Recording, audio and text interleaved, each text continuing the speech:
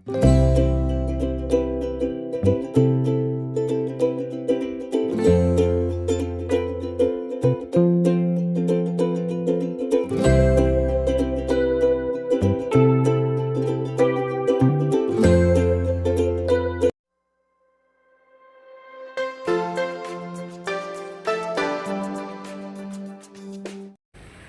Morning বন্ধুরা, রাধে রাধে।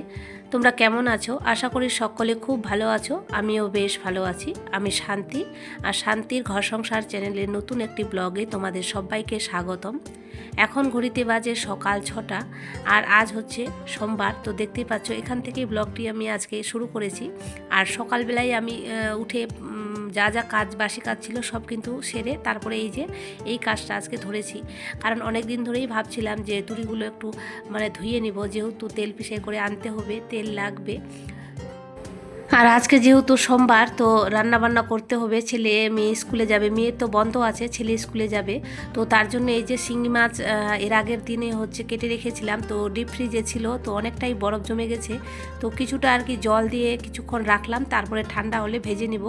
আর এই যে এই লাউটাও কেটে নিব। সকালবেলা রান্নাবান্নাটা না আমাকে খুব তাড়াতাড়ি করেই করতে হয়, যেহেতু ছেলের 9:30টার সময় ক্লাস শুরু হয়ে যায়। তো 9টার মধ্যেই আমাকে রান্নাবান্না কমপ্লিট করে ওকে খাইয়ে তারপরে স্কুলে পাঠিয়ে দিই। তারপরে আমার যা যাবতীয় কাজ আছে, নিজে স্নান করা, তারপর ঠাকুরকে স্নান করানো, ওই সব কাজ ধীরে ধীরেই করি। আর যেদিন ধরো সকালবেলা অতটা চাপ থাকে না, তো স্নান করে তারপরে পুজো দিয়ে রান্না বান্না করতে যাই। আর আজকে যেহেতু একটু সরিষা ধুলাম, তো সেই কারণে অনেকটাই লেট হয়ে গেল। তো তাড়াতাড়ি করেই রান্নাটা বসিয়ে দিচ্ছি আগে। তো এই যে দেখতে পাচ্ছ, এখন আমি শিঙি মাছগুলো দিয়ে দিব। এই শিঙি মাছগুলো কিন্তু আমরা নদী থেকেই ধরেছিলাম। তোমাদের দাদাভাই রিং জাল রাত্রেবেলা পেতে রাখে, আর সকালবেলা এইভাবে মাছ, ভালোই মাছ উঠে। আর সেই মাছগুলোই শিঙি মাছগুলো তো দিয়ে রাখছিলাম। তো আজকে সেগুলোই রান্না করব। তো বন্ধুরা, তোমরা যারা আমার রেগুলার ভিডিও দেখো তারা বুঝতে পারবে আমার গলার ভয়েসটা কিন্তু অনেকটাই চেঞ্জ হয়ে গেছে। তো আমার জ্বর সর্দি চলছে, সেই কারণে গলার ভয়েসটা একটু পরিবর্তন মনে হচ্ছে। আমার ভাত কিন্তু রান্না হয়ে গেছে, তোমাদের সাথে সেটা শেয়ার করে নিই। তো ভাবছি যে একবারে যখন আমি তরকারি রান্না করব তখন তোমাদের সাথে শেয়ার করব। তো দেখো, আমার দুই দিকেই রান্না বসিয়ে দিয়েছি। একদিকে হচ্ছে শিঙি মাছের জন্য আলুটা ভাজতে দিয়েছি, আর অন্যদিকে লাউটা রান্না করছি। তো আর দেখো, এই যে ছেলে অনেকক্ষণে উঠেছে, তো কিছুক্ষণ খেলাধুলা করলো, তারপরে এখন ব্রাশ করিয়ে দিচ্ছি, যেহেতু স্কুলে যাবে, খেতে দেবো একটু পরে। আর মেয়ে তো 6টার সময় প্রাইভেটে গেছিলো, তো এসে আবার পড়ার একটু চাপ আছে, ওই আবার পড়তে বসে গেছে। আমার ছেলে সকালবেলা উঠে আগে খেলাধুলা করবে। ওকে যদি বলি হাত মুখ ধুয়ে একটু পড়তে বস, তো পড়তেই চাইবে না। তো আমিও তো খুব ব্যস্তই থাকি সকালবেলা, যেহেতু স্কুলের জন্য প্রতিদিন তাড়াহুড়ো করে রান্না করতে হয়, আর আমি তো একা, তো সেই কারণে সব দিকেই সামলাতে হয়।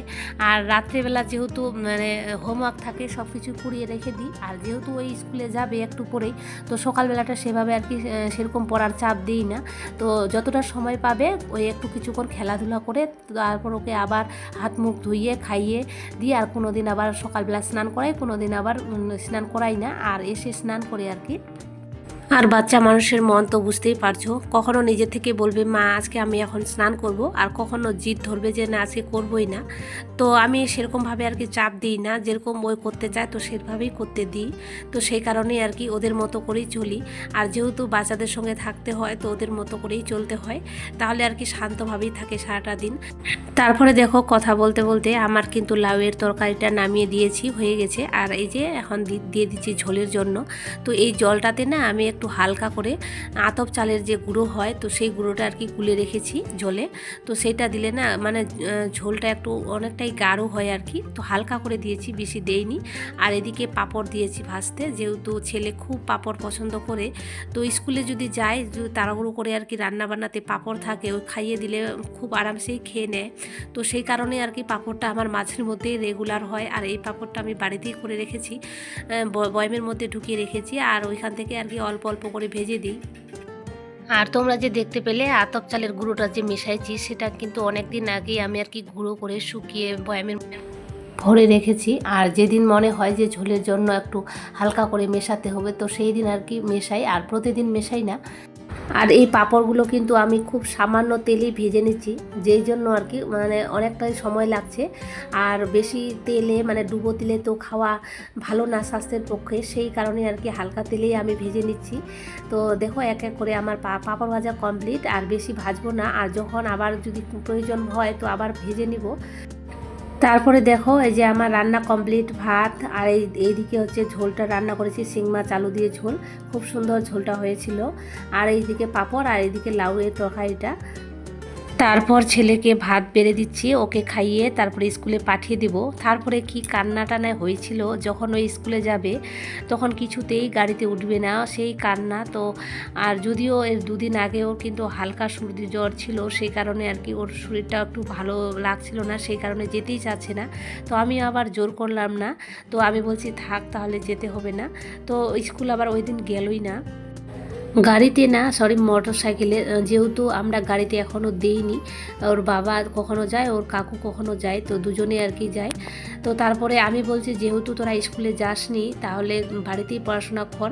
তো ওই টাইমটাই আর কি আমি ওদেরকে নিয়ে একটু পড়াতে বসছিলাম, তখন বাজে সকাল 11টা। তো তারপরে আমার পড়াতে পড়াতে হঠাৎ করে মনে আসলো যে একটা তো বই ছিল, ওই ইংলিশ বই আর কি, সহজে বাংলা ইংরেজি শেখা। তো এই বইটাতে না সুন্দর সুন্দর যে এর সাউন্ড, বিয়ের সাউন্ড, এই যে ফোনিক সাউন্ডগুলো খুব সুন্দর সুন্দর আছে। তো ভাবছি যে ওই বইটা খুঁজি। তো আর এই বইটা আমার ছিল অনেক দিন আগের। আর এই যে বুক শেলফটা দেখতে পাচ্ছ, এখানে কিন্তু যত সব বই আছে সব কিন্তু বই আমার।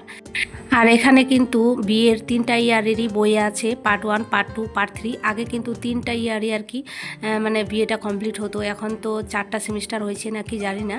তো তারপরে দেখো এই যে বইটা পেয়ে গেছি, আর এই বইটা অনেক দিন আমার কাছে ছিল। আর এই যে দেখো মেয়ে সুন্দর করে আর্ট করেছে, ওই কিন্তু আর্ট করতে খুব ভালোবাসে। আর আমার না আগে বই পড়ার নেশাটা এতই ছিল। আর তোমরা তো জানোই যে বাংলা অনার্সের প্রত্যেকটা বই মানে সাহিত্যের এক কথা, ইংলিশ বলো বাংলা বলো, সব কিন্তু একটা গল্প আর উপন্যাসই একটা আলাদা পার্ট পড়তে হয়, বই নিতে হয়। তো সেই কারণে অনেক বই জমা হয়ে গেছে। তো আগে তো পড়ার ঝক ছিল ভালোই, এখন আর ওগুলো ইচ্ছে করে না, এখন সংসারের কাজেই ব্যস্ত। তারপরে দেখো আজকে আমি আদা চূর্ণ করব, তো সেটা এই ভিডিওটা কিন্তু আমি শর্টেও দিয়েছি। আর তোমরা যারা আমার ভিডিও দেখো তোমরা তো জানো আমরা হচ্ছে আদা লাগিয়েছিলাম বস্তায় করে, তো আদাগুলো অনেকটাই হয়েছে। তো ওগুলো না খাওয়া যাচ্ছে না বিক্রি করা যাচ্ছে, তো এইভাবে আর কি আদা চূর্ণ করে রেখে দিব। আর যখন ধরো সর্দি কাশি তখন হবে, এই যে আদা চূর্ণগুলো খেলে না খুব উপকারে আসে। তো গলা খুশখুশি মানে সব কিছুরই কাজ একটা ভালো হয়। আর এই চূর্ণগুলো কিন্তু প্যাকেটে করে কৌটা করেও আর কি বিক্রি হয়, আমি দেখেছি। তারপরে এই যে দেখো সরিষাগুলো কিন্তু শুকিয়ে গেছে। আর এইদিকে দেখো আদাগুলো অনেকটাই প্রায় শুকিয়ে গেছে। তো যেহেতু এখন বেলা ডুবে যাচ্ছে, তো সেই কারণে আজকে আর কি ঢেকে রাখবো, আবার কালকে বেলা রোদ দিলেই হয়ে যাবে। আর এখন যে সরিষাগুলো মানে অনেকটাই শুকিয়ে গেছে, তো ভালোই শুকিয়ে গেছে এক কথায়, তেল পিষে করে আনা যাবে। তো সেটাই আর কি ঝেড়ে নিচ্ছি, এই যে এখন ঝেড়ে নিতে বসছি। আমি তো সেরকম কুলা দিয়ে ঝাড়তে পারি না, তবুও আর কি চেষ্টা করি। আর শ্বশুরবাড়ির কথা বলো, সব কিছুই তো এক এক করে শিখেই যেতে হয়, তাই না, না পারলেও করতে হয়। তো ওইভাবেও আমি আর কি করার চেষ্টা করি। তারপরে এই যে দেখতে পাচ্ছ ওই বড় বাটিটার এক বাটি ছেড়ে নিয়েছিলাম, আর সোজা এখন চলে আসলাম রাত্রিবেলা। তো রাত্রিবেলা এই যে রুটিগুলো সুন্দর করে এখন বেলে রেখেছি, আর এখানে একটা আলুর তরকারি করেছি। তো আলুর তরকারি আর রুটি করব রাত্রিবেলা। তো এই যে আমি রুটিগুলো ভেজে নিচ্ছি এইভাবে। আর আমি আগে কি করতাম, এই যে তাওয়াটা দেখতে পাচ্ছ আমার যে ফ্রাইং প্যানটা নষ্ট হয়ে গেছে, তো সেটাতে আর কি আগে ভাজতাম। আর এইভাবে এই যে চালনিতে করে এই প্রসেসটা কিন্তু আমার বড় দিদির কাছ থেকেই শিখেছি। তো খুব সুন্দর রুটিগুলো আর কি ফুলছে, আর অনেকটাই গ্যাসেরও সাশ্রয় হচ্ছে। তো এইভাবেই আমিও ট্রাই করলাম, তো ভালোই হচ্ছে। তো বন্ধুরা তোমরা যারা আমার ভিডিও সম্পূর্ণ ওয়াচ করেছো তাদেরকে অসংখ্য অসংখ্য ধন্যবাদ। ভিডিওটি যদি ভালো লেগে থাকে তো প্লিজ একটি লাইক করে দিও, চ্যানেলটাকে সাবস্ক্রাইব করে অল নোটিফিকেশন অন করে দিয়ে বন্ধু হয়ে পাশে থেকো। আর তোমাদের সুন্দর সুন্দর মতামত জানাতে অবশ্যই কমেন্টে লিখো। তো আজকের মতো এখান থেকেই বিদায় নিচ্ছি, দেখা হচ্ছে নেক্সট ব্লগে। ততক্ষণে তোমরা সবাই ভালো থেকো, সুস্থ থেকো, টাটা।